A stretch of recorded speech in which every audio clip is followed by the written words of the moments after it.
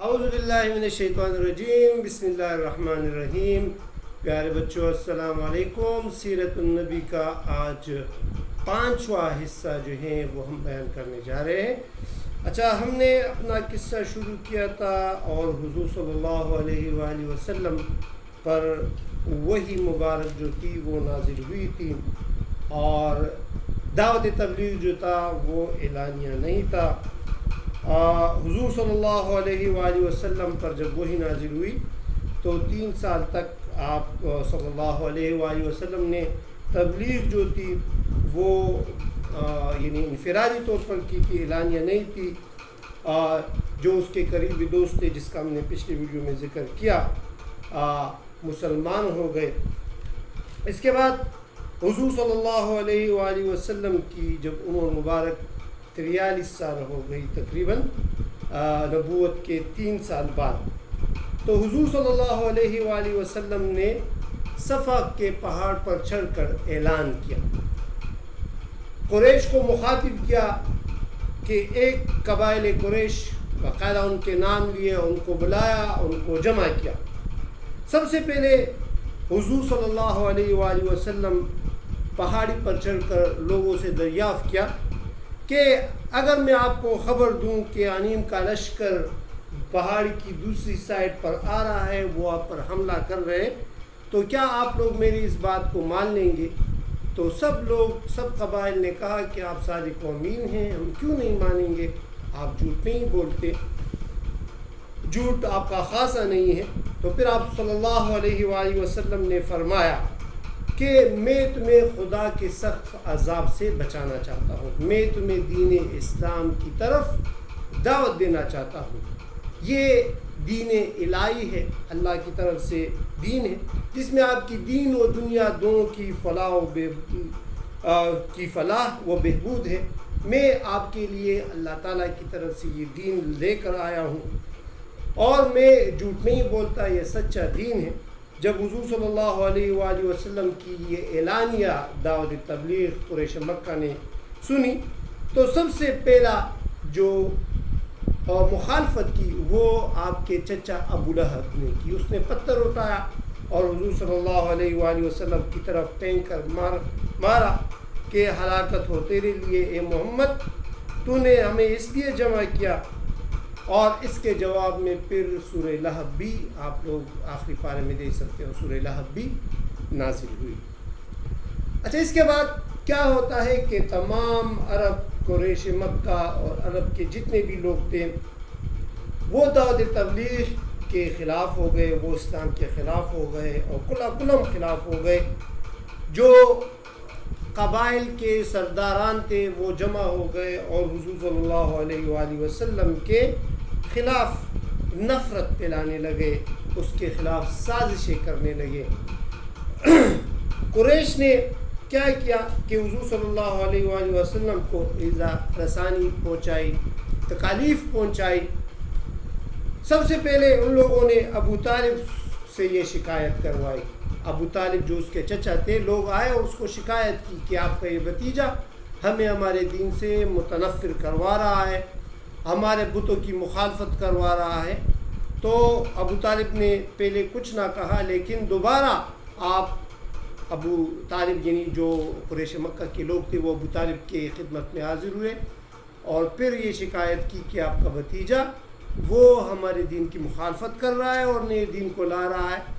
پھر حضور صلی اللہ علیہ وآلہ وسلم کی ملاقات ہوتی ہے ابو طالب سے، اور ابو طالب کو حضرت محمد صلی اللہ علیہ وآلہ وسلم کیا فرماتے ہیں کہ اگر مکہ والے میرے ایک ہاتھ میں چاند رکھ لے، دوسرے میں سورج رکھ لے، ماتاب و مہتاب و ماتاب رکھ لے، میں اس سچے دین کی سے پیچھے نہیں ہٹوں گا، میں اپنی تبلیغ سے نہیں ہٹوں گا۔ یہ سچا دین ہے، یہ اللہ تعالیٰ کی طرف سے ہے، خدا کا سچا دین لوگوں تک میں پھیلاؤں گا، اس کی جد و جہد میں اپنی جان بھی دے دوں گا۔ ابو طالب کو تو دیکھا کہ جاؤ پھر اپنا کام کرو۔ ابو طالب جو تھا وہ ان لوگوں کو اس نے رخصت کیا۔ اس کے بعد قریش مکہ کی اظہار ثانیہ اور اس کے جو سازش تھے وہ بہت زیادہ ہونے لگے یہاں تک کہ ابو جہل جو تھا اس نے حضور صلی اللہ علیہ وآلہ وسلم کو قتل کرنے کا ارادہ فرمایا. ارادہ کیا، کیا ارادہ کیا کہ وہ ایک دفعہ حضور صلی اللہ علیہ وسلم عبادت میں مشغول تھے تو اس نے ایک بڑا پتھر اٹھایا. اس کا ارادہ یہ تھا کہ میں اس پتھر کو اٹھاؤں اور حضور صلی اللہ علیہ وآلہ وسلم کے سر پر نعوذ باللہ مار دوں. لیکن وہ کیا کہتے ہیں کہ جیسے وہ حضور صلی اللہ علیہ وسلم کے نزدیک جاتا تو ایک معجزہ ہوا کہ وہ گھبرا جاتا، کانپ جاتا. کسی نے پوچھا کہ آپ کیوں کانپ رہے ہو، کیوں واپس آ رہے ہو، جا رہے ہو ادھر واپس آ رہے ہو؟ تو ابو جہل نے کہا کہ میں جب حضور صلی اللہ علیہ وآلہ وسلم کے قریب جاتا ہوں تو مجھے ایک اونٹنی، ایک عجیب قسم کی اونٹنی جو ہے وہ آتی ہے اور وہ مجھے کھانے لگتی ہے. یہ معجزہ تھا جو حضور صلی اللہ علیہ وآلہ وسلم کو ابو جہل سے بچا رہا تھا. اچھا، اس کے بعد قریش نے جو حضور صلی اللہ علیہ وسلم کے جو چند ساتھی تھے تقریباً جس میں 12 مرد اور اسی طرح 11 عورتیں، کچھ روایات میں 12 عورتیں آتی ہیں، یہاں تک کہ اس کی تعداد جب 40 تک پہنچتی ہے تو پھر حضرت عمر رضی اللہ تعالیٰ عنہ بھی ایمان لاتے ہیں. لیکن یہ جو تعداد تھی، یہ جو حضرت عمر رضی اللہ تعالیٰ عنہ سے پہلے، ان کو بہت زیادہ تکلیف پہنچائی. یہاں تک کہ حضرت بلال رضی اللہ تعالیٰ عنہ جو غلام تھے اس پر انتہائی جو ہے ظلم کیا جانے لگا. جو دوسرے مسلمان تھے عمار بن یاسر، اس کی والدہ کو شہید کیا جاتا ہے. اسلام کی پہلی شہادت جو حاصل کی تھی وہ عمار بن یاسر کی والدہ کی موت تھی، کی شہادت تھی، جو اسلام کے نام پر ہوئی. پھر حضور صلی اللہ علیہ وآلہ وسلم کی یہ جو تکالیف تھے یہ زیادہ ہو رہی تھی، کلمہ حق کی آواز بلند ہو رہی تھی. نبوت کے تقریباً 5ویں سال حضور صلی اللہ علیہ وآلہ وسلم 12 مرد اور 4 عورتوں، جس کا ذکر ابھی میں نے کیا، 12 مرد اور 4 عورتوں کے ہمراہ وہ حبشہ کی طرف ہجرت کرتے ہیں، جس کو ہجرت حبشہ کہتے ہیں. وہاں پر ایک نجاشی بادشاہ حبشہ میں ان مہاجرین کو پناہ دیتا ہے اور وہ عمر بن عاص اور عبداللہ بن ربیعہ جو قریش مکہ کے لوگ ہیں، وہ ان 2 افراد کو نجاشی بادشاہ کے طرف بھجواتے ہیں کہ یہ لوگ جو ہیں یہ اپنے دین سے متنفر ہو چکے ہیں، مخالفت شروع کی ہیں، ان کو آپ پناہ نہ دیں. اچھا، نجاشی نے دریافت کیا کہ یہ کون سا دین ہے. تو جب نجاشی نے دریافت کیا تو حضرت جعفر بن ابی طالب نے اٹھ کر ایک بہت ہی زبردست خطاب، ایک تقریر کی نجاشی کے سامنے میں.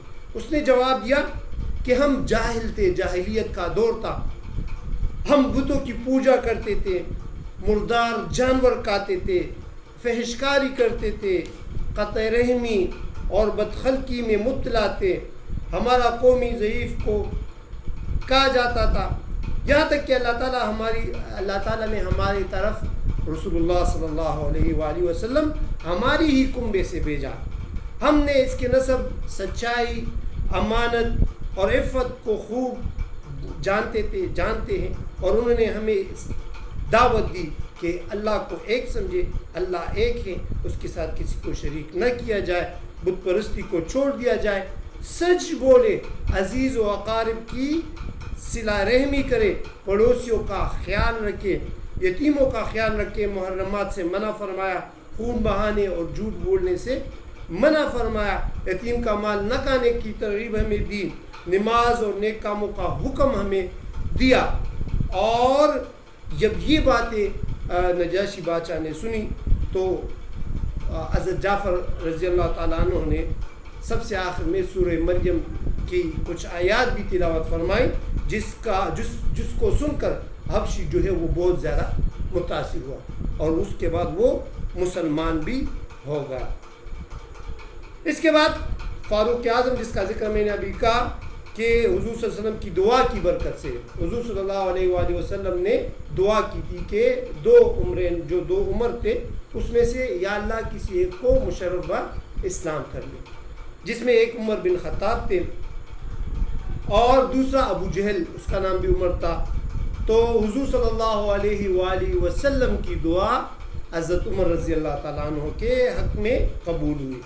اور اس وقت جب وہ ایمان لا رہے تھے تو مسلمانوں کی تعداد تقریباً 40 اور عورتوں کی تعداد 11 تھی. جب فاروق اعظم حضرت عمر رضی اللہ تعالیٰ عنہ مسلمان ہوئے تو وہاں سے پھر اسلام کو روشن دلائل کے ساتھ ایک اعلانیہ طور پر کل عام جو ہے اسلام کی تبلیغ بغیر کسی خوف و ہراس کے، بغیر کسی خوف کے اعلانیہ جو ہے وہ دعوت اسلام کا کام شروع ہوا. قبائل جو تھے وہ جو اسلام میں آنے شروع ہو گئے. بہت زیادہ تعداد جو تھی وہ اسلام کی طرف آنے لگی. اسلام اور آپ کے صحابہ کی عزت روز بروز ترقی کرتی جا رہی تھی اور بادشاہ حبشہ نے بھی مسلمانوں کا احترام کیا تو انہوں نے اپنا انجام یعنی ایک اچھا پایا. اس کے بعد شبی بن ابی طالب کا محاصرہ ہوتا ہے. طفیل بن عمرو وہ دوسری اسلام لاتے ہیں. ابو طالب کی وفات تقریباً حضور صلی اللہ علیہ وآلہ وسلم کی نبوت کے 10ویں سال ہوتی ہے. اس کے بعد انشاءاللہ اگلے ویڈیو میں آپ لوگ دیکھو گے کہ سفر طائف ہوگا اور سفر طائف کے لیے آپ ہمارے اس چینل سے جڑے رہیے. انشاءاللہ وہ بھی آپ لوگ سنیں گے. آپ ہمارے القاری دوست محمد یوٹیوب چینل کو آپ لوگ سبسکرائب کر لیں، اس کو سنیں اور اس کو اوروں تک بھی پہنچائیں. وآخر دعوانا الحمدللہ رب العالمین.